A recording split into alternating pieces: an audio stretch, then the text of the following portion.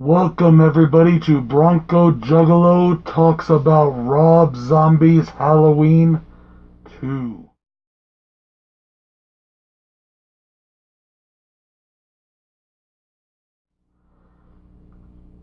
The biggest piece of shit ever made. Hang on a second, guys. Hello? Yeah.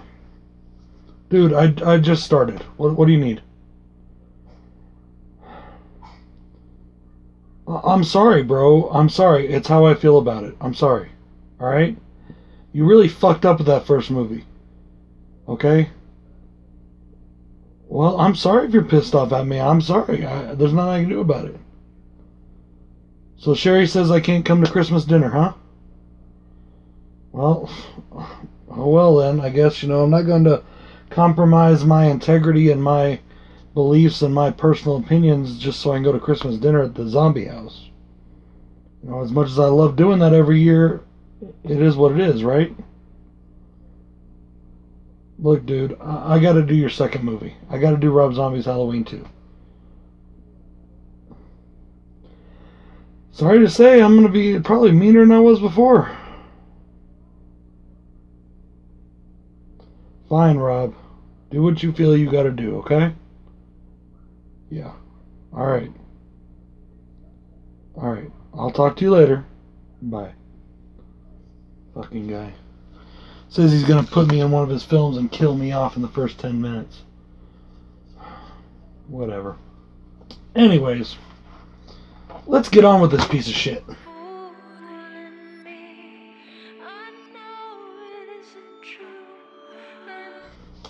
This movie was directed by Rob Zombie, came out in 2009, and stars basically every single person from the first movie, including the secondary character who should have been killed off in the first film, played by Danielle Harris. Do I really need to go into all their names again? Anyways, fine, I'll do it. Scott Taylor Compton plays Laurie, Malcolm McDowell plays Dr. Loomis, Danielle Harris plays Annie again, and Brad Dourif plays Sheriff Brackett. There you go. Michael's once again played by Tyler Mane, and I'm sorry to say, but I don't like his performance in this one near as much as I did in the first one. So the plot of this story is 1 or 2 years later, depending on which version of the movie you watch. Yes, I said that. If you watch the unrated director's cut, it's one thing. If you watch the theatrical cut, it's another thing. I believe the theatrical cut is 1 year and the director's cut is 2 years. Why or what difference that makes, I have no idea. Whatever. Laurie Strode has been suffering from PTSD and is now living with the Bracketts. Annie, who's also suffering, but not as extremely as Laurie, and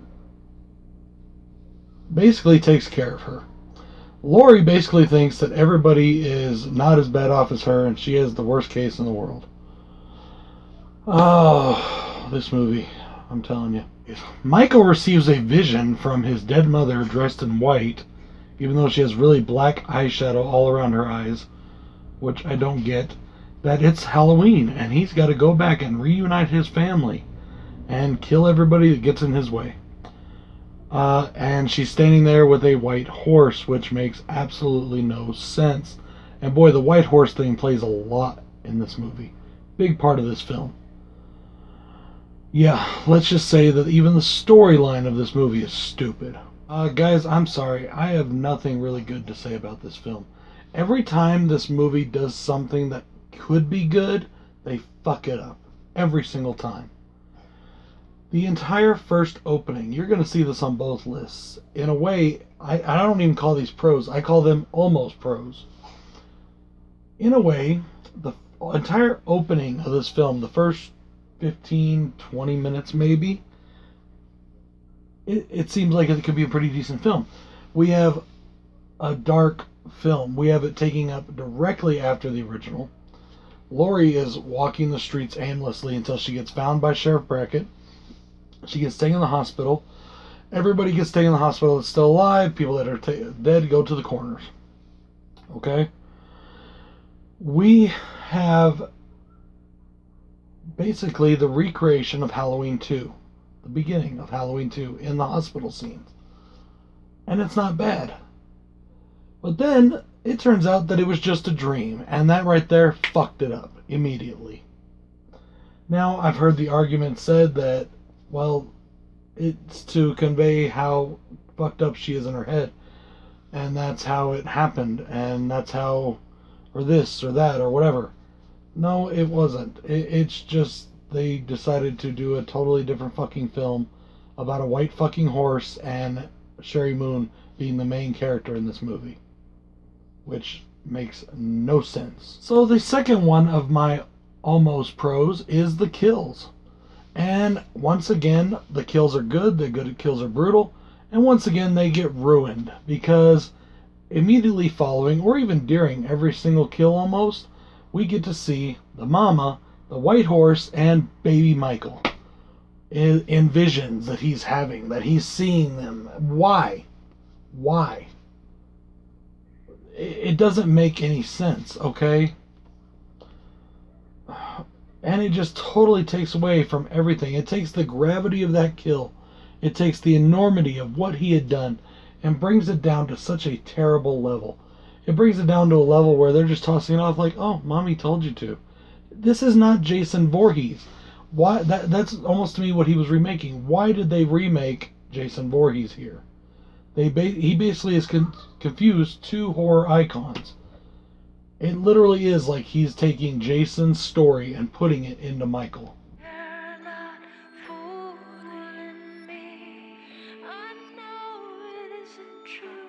And that's the end of the almost pros, guys. I'm sorry to say, okay? First con, right from the beginning of this film is dumb. There is a quote or a definition at the beginning of this film about telling you why the white horse is there and why Michael's seeing it. Even though it makes no sense in the continuity of the story. I don't understand it. I don't get it. I don't know why Rob Zombie tried to turn Halloween into an art house film. This movie starts me off on a bad foot right away with that stupid fucking quote right at the beginning. My second con is basically the big fake out that you get. We're enjoying this for the first 10-15 minutes. This movie is not bad for the first 10-15 minutes. And then we get, it's a dream sequence. Kind of like in Friday the 13th. Once again, confusing two icons. And then it goes off on a totally different film. So that hospital scene, all that good stuff that started out pretty decent, it's just crap. It's like, nope, you ain't getting that. You're getting this shit that I decided to force feed you. Con number 3, once again, the dialogue is just fucking terrible. And at least this time they kind of toned down the gutter trash talk. Okay, there still is a lot of cursing. There's a lot of things that are Rob Zombie-ish, but it is toned down a bit from the first movie. Thank God for that. I will say this. There is one line in this film that I kind of like because it's kind of funny. And I'm going to have to use it here because my dad called me up and told me that I was one of these today for shooting a video while driving. And that I better mention it or else. Which is funny because I'm like 36, but hey, he's still my dad, and I love him. But he said, and I quote, "You are a fucktard." And why that is significant is because the one line that I actually find kind of funny in this movie is when, I don't know, Redneck number 1 tells Redneck number 2 that just happens to be played by Mark Boone. That's 7 feet of fucktard right there, or whatever the fuck he says, but it's fucking hilarious. You know, that's something else. Mark Boone's in this as a cameo. We also have Dayton Callie in it as a cameo, playing the coroner or EMT cook. Do you notice these guys are both happen to be from Sons of Anarchy? I thought that was pretty cool. Even though that right there was the end of the cameos I wanted to see. I liked those 2 cameos. It was fine. But then here comes another con, guys. This film has so many cameos that you're so busy watching who's coming into this film that you're not watching the movie. Even though maybe that should be a pro because the movie sucks so bad that maybe watching the cameos is the best part. This movie has cameos from everybody. Even Weird Al gets a cameo. Why Weird Al's in a Halloween film? I have no idea. I guess I could say at least it's not Busta Rhymes, but no, it's apples and oranges, guys. Apples and oranges. Okay, guys, one of my biggest cons in this is the White Horse, Angelic Mother, Little Kid Vision storyline. I don't get it. I don't understand it. I understand what he was trying to go for, and I fucking hate it. It's stupid. It's just downright idiotic. It totally takes everything we know and love about Michael and throws it into a toilet, plunges it down, flushes it, and says, there you fucking go, guys. There's your Michael Myers. It makes no fucking sense whatsoever. Leading into another con here, and I know the movies are a couple years apart from each other, but I think that Rob Zombie was already starting to write the script for Lords of Salem. Now, this is an opinion. But there is a scene where there is a vision that Laurie has of her mother with an upside-down cross on her head, white makeup on her face, looking a hell of a lot like the character that she plays in Lords of Salem. And it's all this like kind of weird witchcraft shit, and I'm like, what the fuck? What does any of this have to do with Halloween?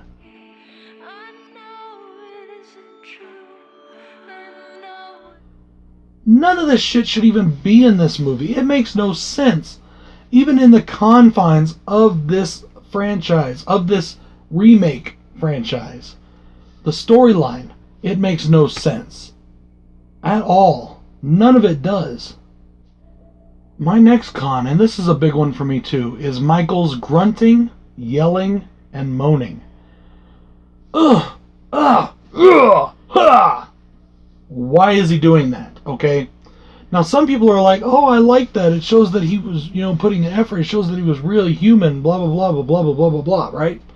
Once again, in the confines of this remake franchise, it does not fit. Because why? He did none of that in the first one. Not at all. He didn't grunt, he didn't moan, he didn't make a sound except for breathing. Why is it in this? Why do we need to hear those vocalizations?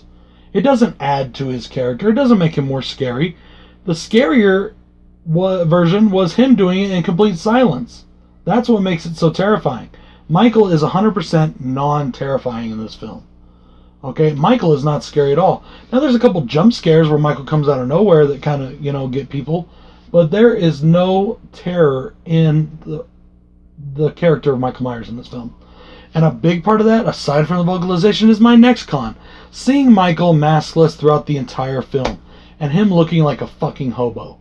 Big old giant beard, long hair, looking just like basically Rob fucking Zombie. And what it was is Rob Zombie knows I'm a short little shit. And I could never play Michael Myers in a million years, but I really want to. So I'm going to get this giant fucking guy, make him look just like me, and I'll be Michael through him.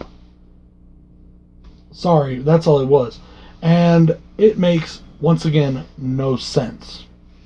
Y'all remember what one of my biggest pros in the first one was the mask, right? Well, in this one, it's one of my biggest cons. The mask is falling off his face. It's all ripped apart. Is that more realistic? Maybe. Maybe not. I do know that it doesn't make it a Halloween film. And I don't care what anybody says. Yes, I will be a Halloween purist or a Halloween nerd or a Halloween diehard or whatever you want to call it right now. Because there is right and there is wrong. Flat out. I don't care. People say, well, it's my opinion, and that's my opinion, your opinion. Yeah, I respect your opinions, okay? I respect your opinions. However, these are supposed to be Halloween films, okay? Is that disputed or is it not disputed? Is it just some random slasher or is it Halloween? These are films based on certain characters that have certain boundaries and certain guidelines that need to be followed. When you don't follow those guidelines and boundaries, you get crappy movies that don't do any good in the box office. If you don't believe me, take a look at this one, and then go back and look at Nightmare on Elm Street, the remake. Did it do okay in the box office? Yeah, the first week or so. And then people started realizing and seeing what the hell it was, and they got the nostalgia out of their eyes, and they were like, fuck this. It sucks.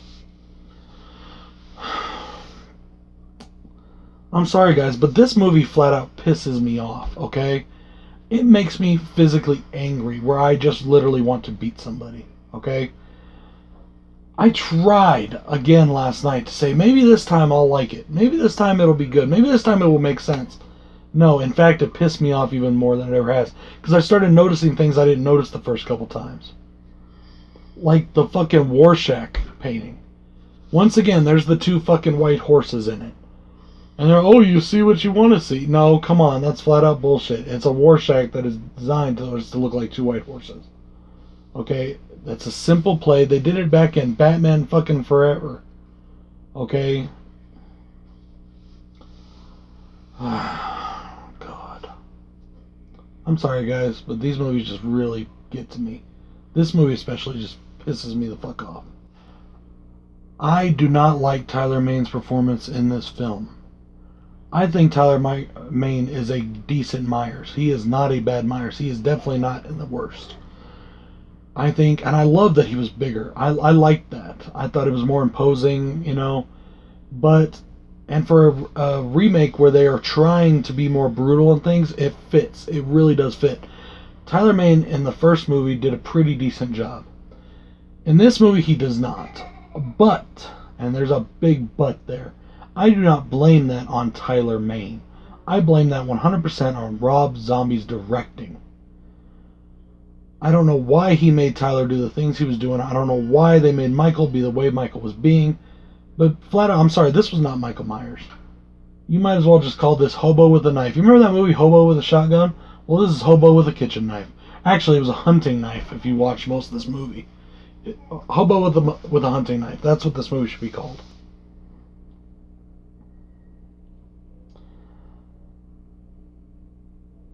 Next con, guys. Sorry. I was lost in thought for a second, looking down, not just trying to gather myself, because I didn't think it would. I thought that I would have more fun doing this, but the more like I did in the first one, I had a lot of fun, okay?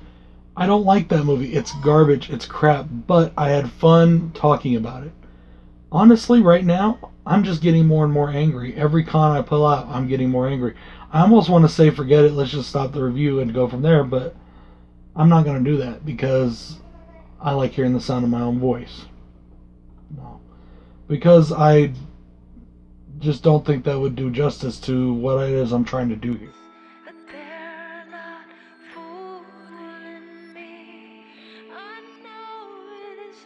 And it's not that I intentionally set out to hate these movies. It was not that way. I looked forward to the Halloween remake. I was like, man, we haven't had a Halloween movie since Resurrection. I hated Resurrection. I can't wait. And if Rob Zombie, oh, fuck yeah, I love Rob Zombie. Love House of a Thousand Corpses. You know, I just had high hopes, such high hopes. And you have no idea. I felt like a girl, a 14-year-old girl that got heartbroken on freaking prom night or whatever.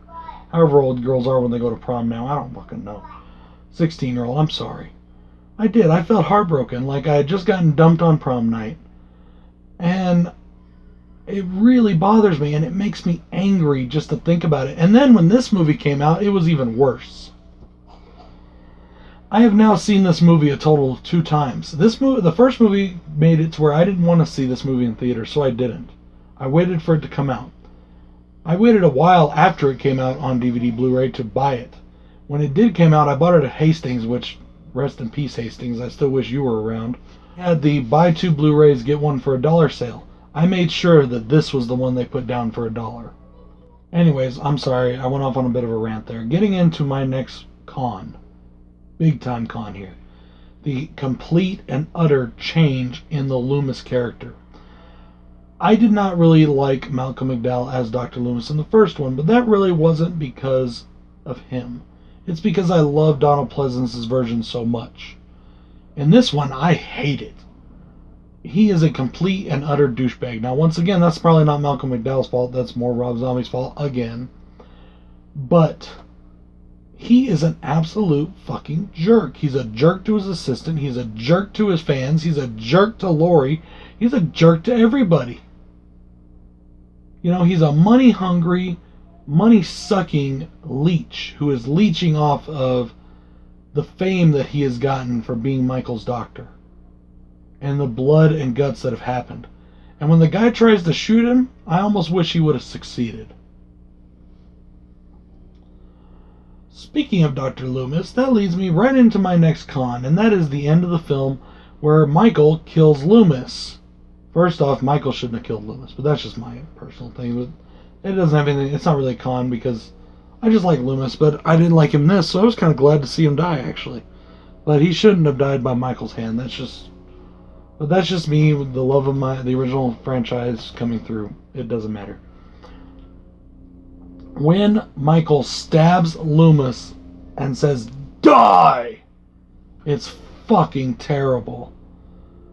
Really? You're finally going to have him talk and that's what he's going to say? Why? Why?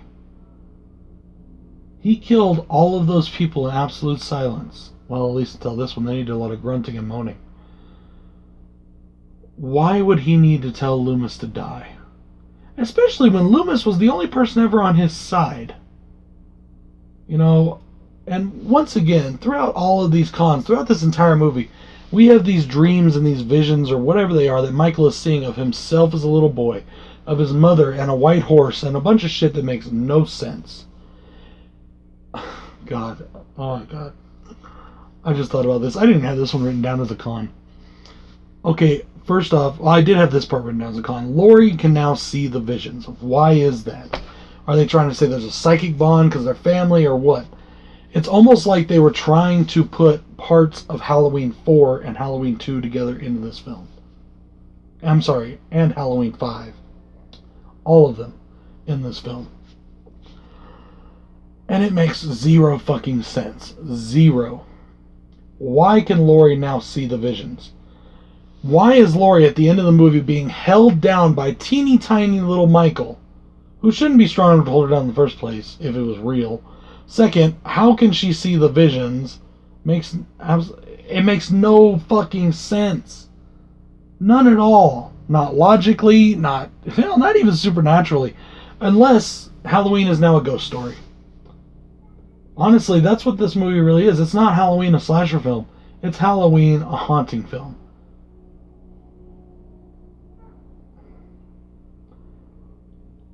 This entire movie makes no sense. This entire movie is a slap in the face. Not only a slap. While you're down on the ground after the slap puts you there, they pull down their pants and start to teabag you. That's how bad this fucking movie is to its fans. And yet there are people that defend this movie, and I don't get why. I don't understand it at all. Now, I understand the people that aren't Halloween fans that just go into it casually. Oh, that was kind of cool. That was different. Whatever. You know, even they're not hardcore Halloween fans. I get that. But why do some hardcore Halloween fans defend this movie? Even though the entire time while they're defending it, you're talking to them, they're like, yeah, that was kind of shitty, but I still liked it. Yeah, that was shitty, but I still liked it. Yeah, that was shitty, but I liked it. What did you like about it that was so shitty? It's not one of those so bad it's good movies. It's not Troll 2. God, Troll 2 is better than this fucking piece of shit. Ain't that fucking sad?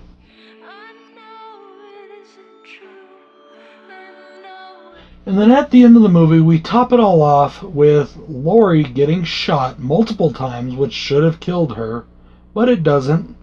During the credits, she's sitting in an insane asylum, even though I don't know if it's actually an insane asylum, or if it's supposed to be her in the afterlife, or what. I honestly can't tell, because, alright, she's in this room that looks like a cell in an insane asylum, but yet it's 100 miles long. So I don't know if she's in a dream vision of her own, if she's dead and now in, like, some sort of afterlife hell, purgatory heaven, whatever. But there again is Mama and the white fucking horse. Rob Zombie, I'm so glad you're no longer part of this franchise. Please stay away from the things we love. Please do your own fucking movies. If you're gonna do your shit your way, do your own fucking movies.